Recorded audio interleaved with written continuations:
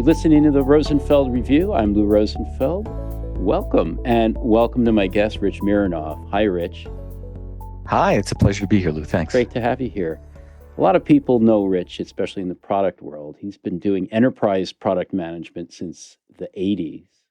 Even I remember that far back, but that's a long time, Rich. Yeah, you and I go back, I know. You've been blogging for over 20 years at Product Bytes on your website, Mironov.com, and doing a lot of writing for years and doing what sounds like a hell of a lot of psychology that goes under the aegis, or at least the title of product management, because you're doing product management, which sounds like an exercise in parenting really difficult children, but doing it in an enterprise setting, which is like doing it in an enormous in the middle of the kindergarten. circus tents. Yes. Yeah.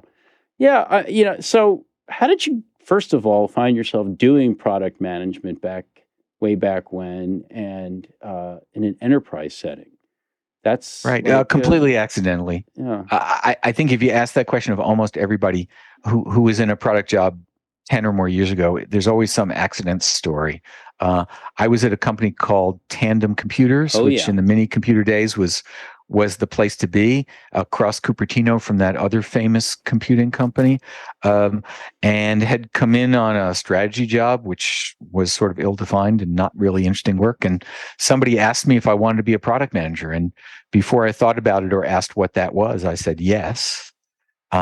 Which, by the way, these days when somebody says they want to be in product management, I feel like it's my obligation to argue the other side of that question for the first 5 minutes, because it's all the responsibility and none of the authority. And so back to the psychology, we're always trying to get the folks in every other department to agree to get on the same train and get the same thing shipped, but nobody works for us. Well, okay, but getting back to Tandem, you found yourself saying yes. Was this a moment of naivete that you look back on, and nowadays, well, it sounds like nowadays you would tell yourself no? I had fun doing it. I didn't really know what it was for the first couple of years. And in those days, if we go back to the 80s, most product management really reported up through engineering.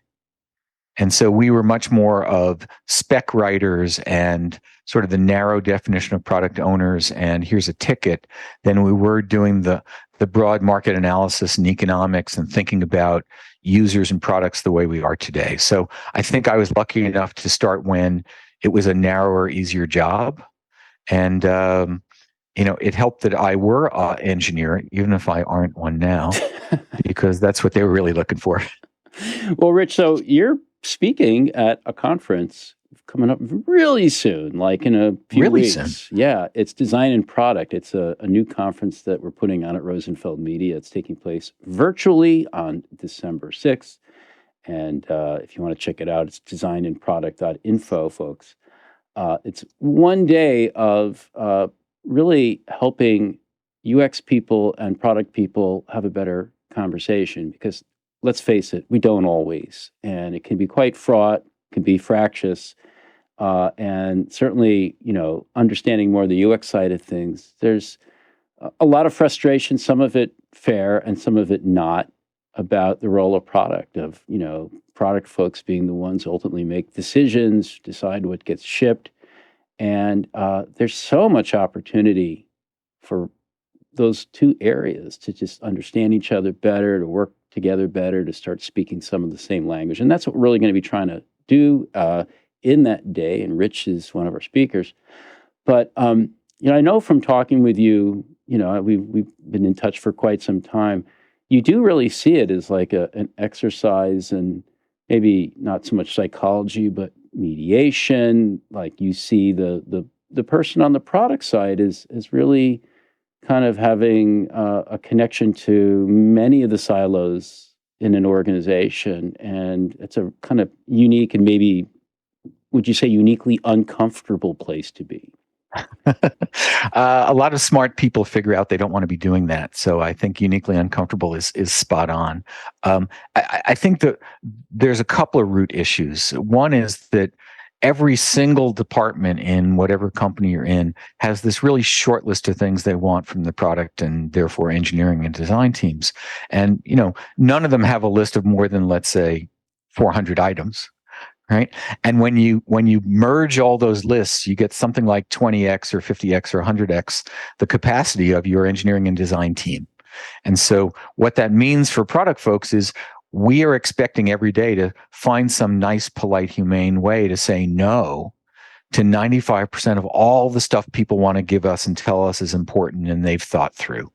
And that's, that takes a lot of resilience and some thick skin and good technique.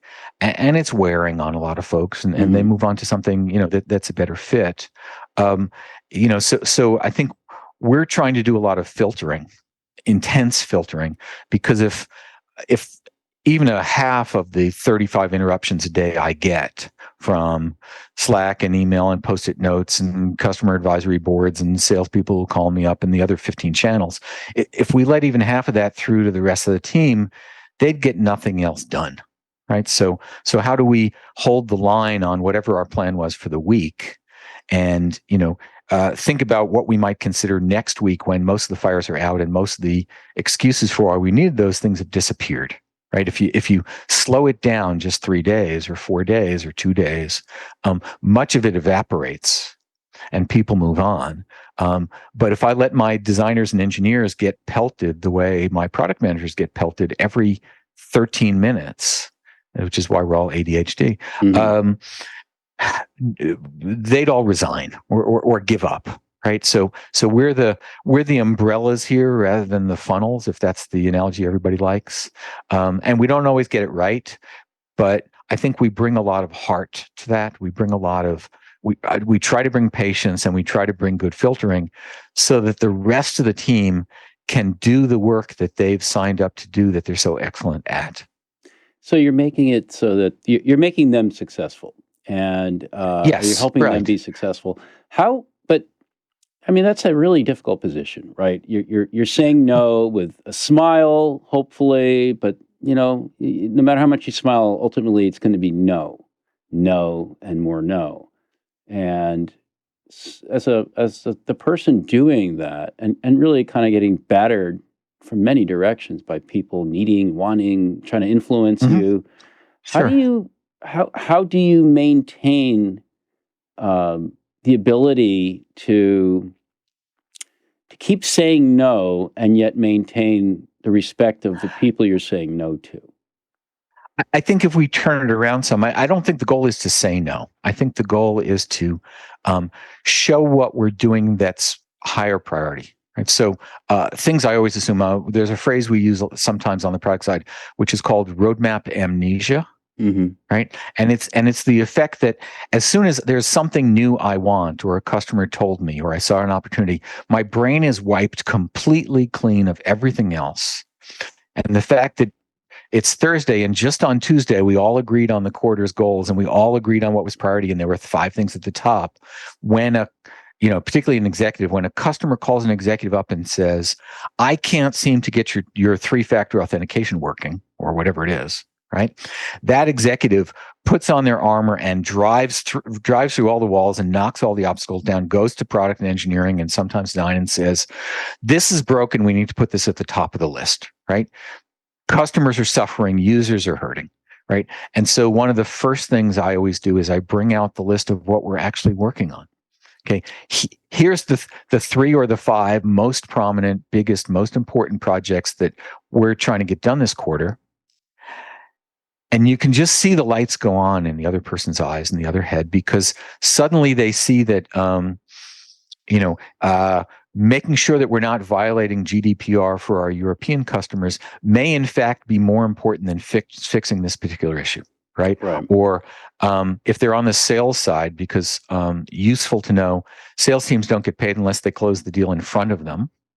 And the fact that some other sales team had a bigger deal that got waved through isn't of interest to them, right? If I can go back to the VP of sales and say, here are the 2 of the huge deals we're supporting you this quarter out of band because we have to. If you want to sacrifice one of those 2 deals for this number 5 or number 9 deal that's smaller, Hmm. We'll do that for you, but you'll make less money this quarter, right? In some ways, it starts with the exclusive or description or trade-off, right?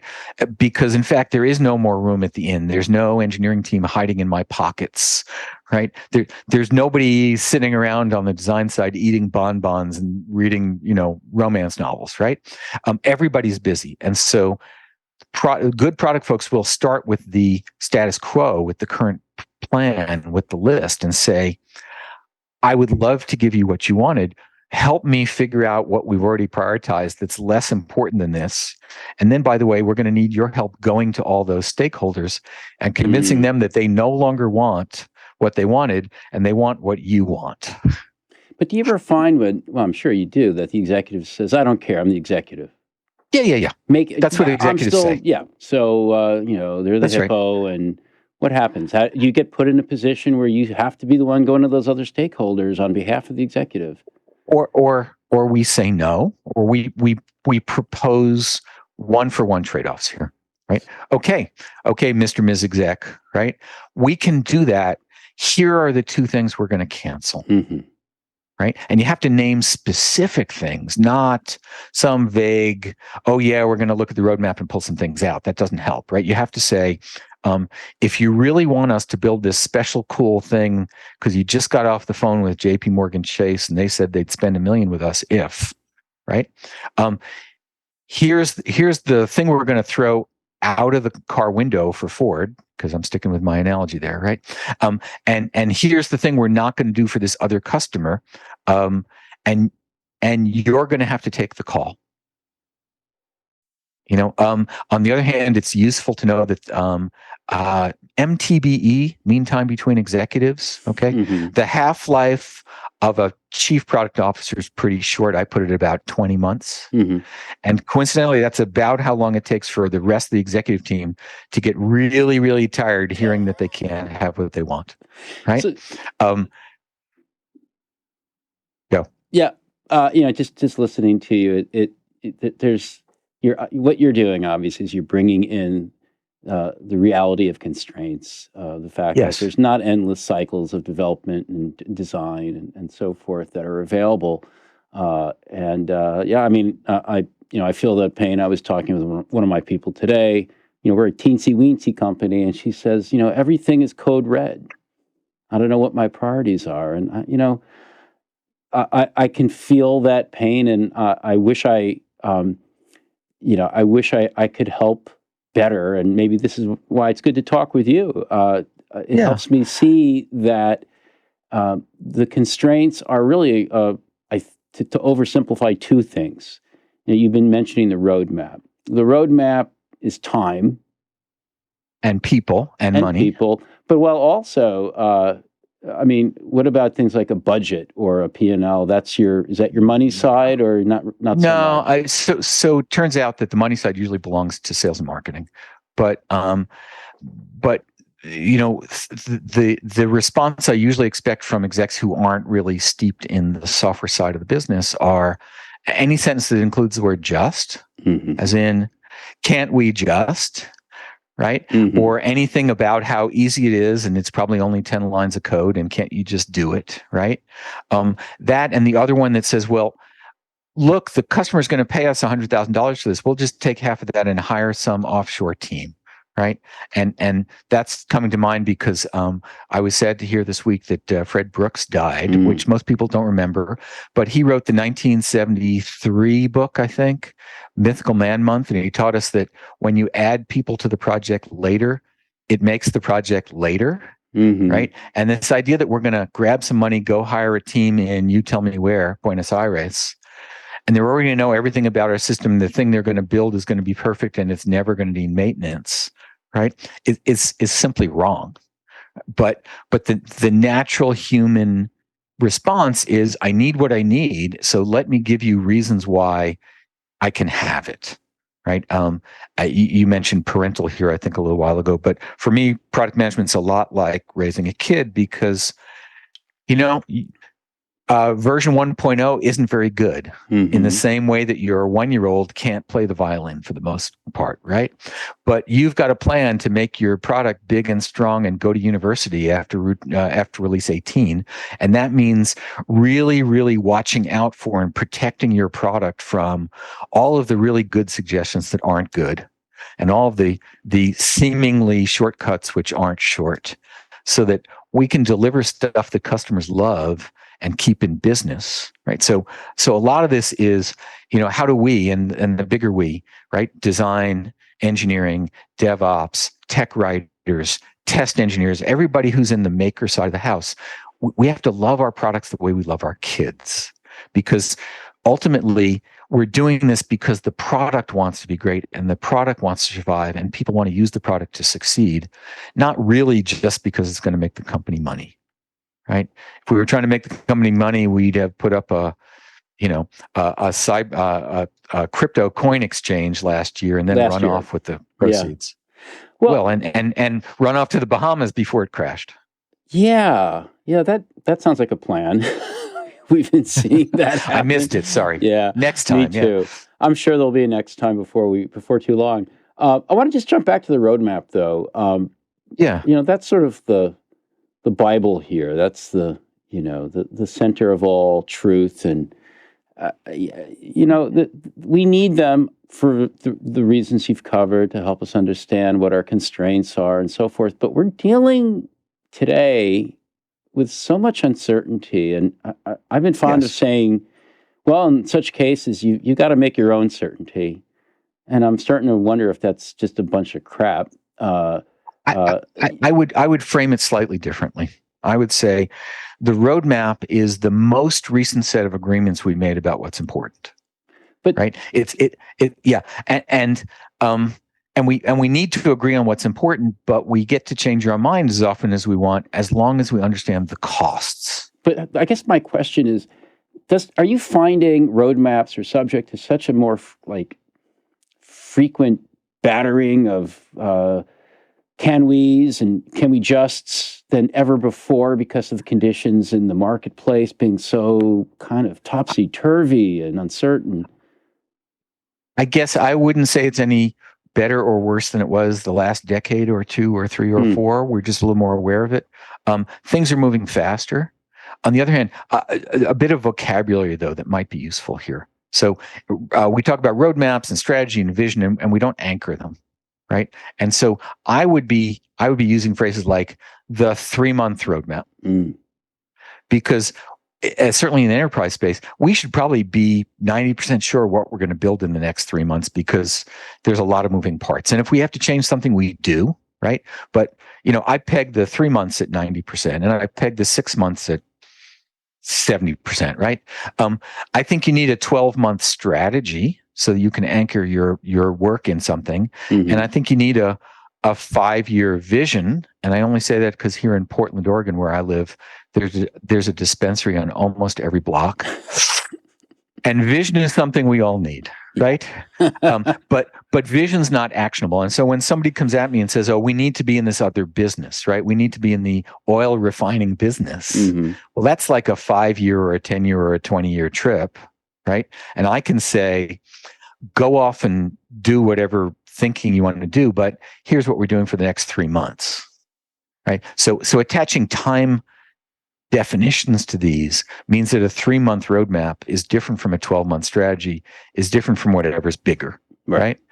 And if you're not making hard choices in the 3 to 6 to 12 month window, at least in the enterprise space, you're not going to ship anything. And I got to tell you, shipping nothing doesn't make the board of directors very happy. No. Let's talk about the UX people and how they are struggling and maybe even succeeding, hopefully, with working with product folks. Sure. Yeah. A couple of thoughts that come out of the talk that I'll be doing at our conference next week, which I'm really excited about. One of them, I think, is that over the last decade or so, maybe decade and a half, product management's finally getting its own representation at the executive team, whatever you call it. C-suite, right? Senior leadership team. seat at the table, right? And right back to Hamilton, you need to be in the room where it happens.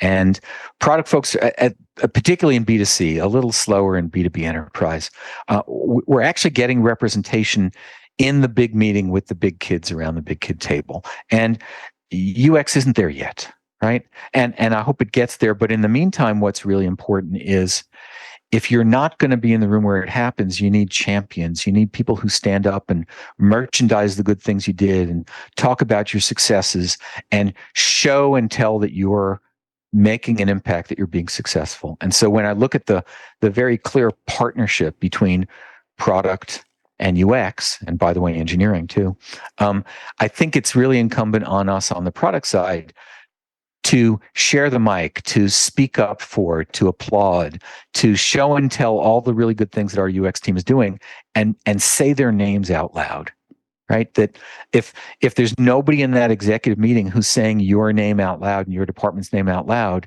you find out that you don't get budget and staff next time, right? So because we as product folks are now finally getting access to the big kids table, I think we've got to be the people who, cheer on and celebrate the great work that UX does, because UX isn't in the room. And how? Right? But how should the UX people be helping you be their champions? Well, are there things that UX people are dropping the ball on there? Yeah, I think so on both sides. And if you think about that forum, that moment, it's really about some short sound bites and showing some piece of work that can be demoed in under 20 seconds, right? It's brief. Right.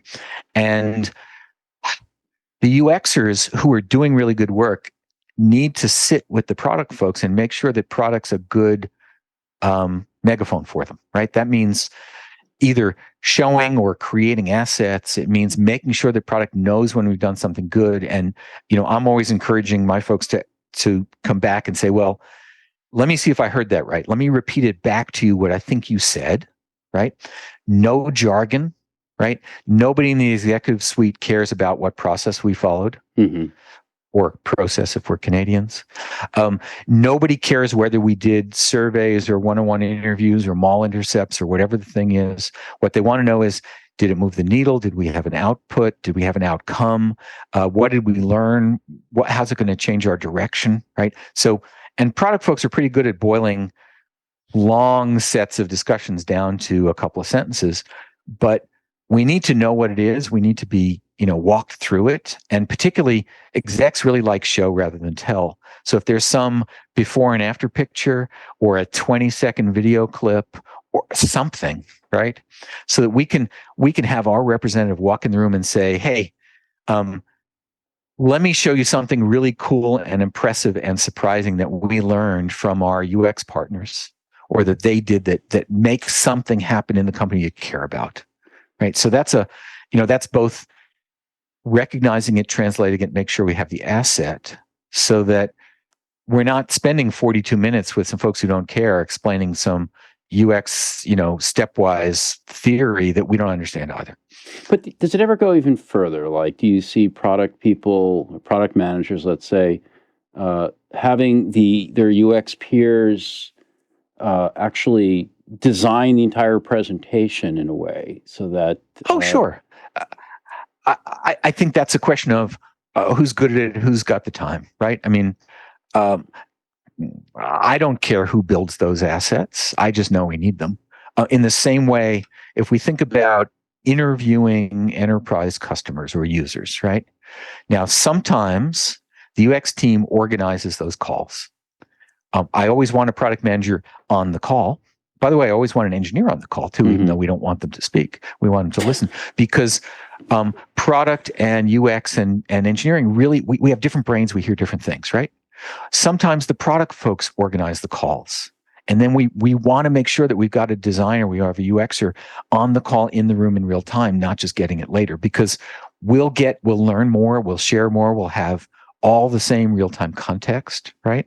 So there, I know it has to get done. I don't care who does it, right? Some organizations is one, the other it's who's easier, whatever, but it has to get done, right?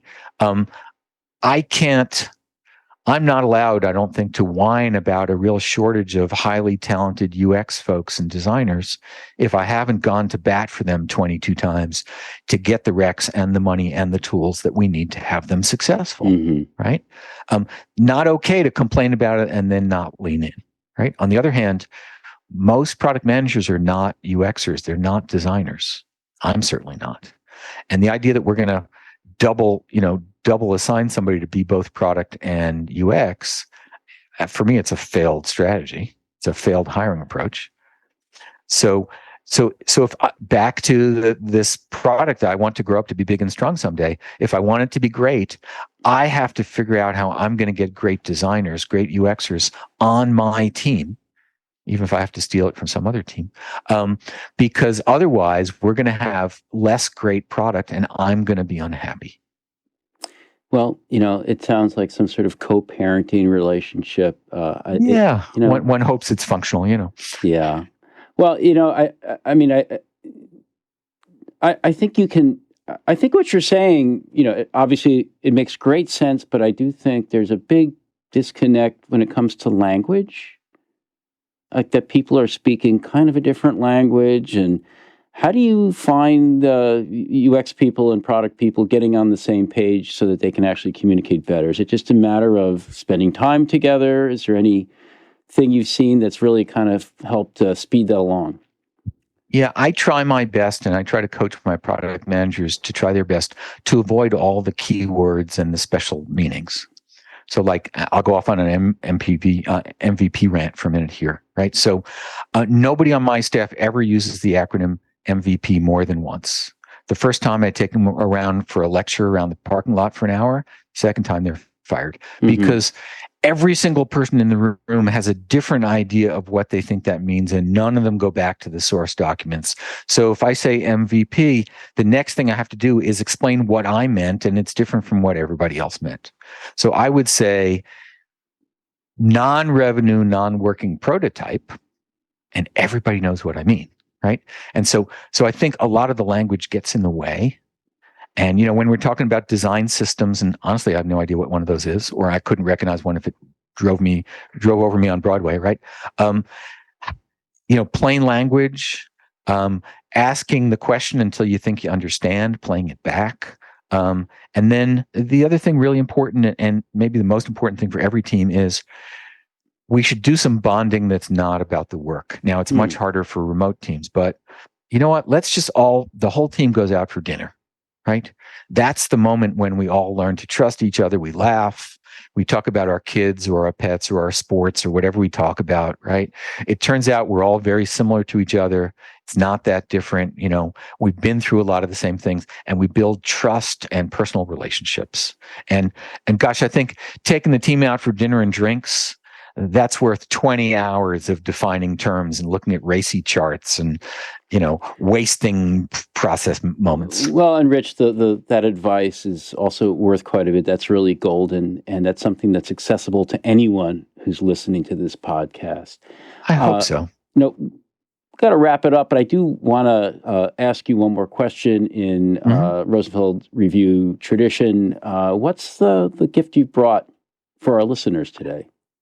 Yeah. I went way back in the Wayback Machine for anybody who's old enough to know what that was. There's a guy I worked with years ago named Randy Farmer. Randy, love that guy. Randy, yeah. And he has a 2010 book, so you can count on your fingers how old it is, called Web Reputation Systems. Yep. And a lot of it is about how the bad actors on B2C and social networks and such subvert and break the systems and drive us nuts. And it's really smart, prescient in its own way. I mean, looking at all the headlines about blue checks and no blue checks out of Twitter this week, and how, a bunch of really smart people wrote an 11-page memo explaining how this was all going to be terrible and burned to the ground if they did what they did, which they did anyway. Yep. Right. What's old is new. And so I go back to Randy's book every once in a while because he's really thoughtful about how and why people misbehave and what we can do to reduce the surface area of our products so that there's less chances to misbehave. Love it. That's great. I'm so glad to hear about Randy's work. It's been a while since I've thought about it, but you're right. I mean, maybe the guy was many years ahead of his time, and boy, you should be reading Yeah, that book right now. Well, thanks for that, indeed. and thank you just for offering some great advice. I could listen to you all day, and I know a lot of other people would enjoy that, and they can talk with you live during the Q&A after your talk on December 6th. That's coming up really soon at Design in Product, a virtual conference for UX people who want to do better work partnering with product people. And Rich is going to be there. So, Rich, thank you so much. Thanks for the great Oh, it's work my you pleasure. do. Thanks. All right. Okay. We'll see you I'm soon. excited to be joining you. Okay.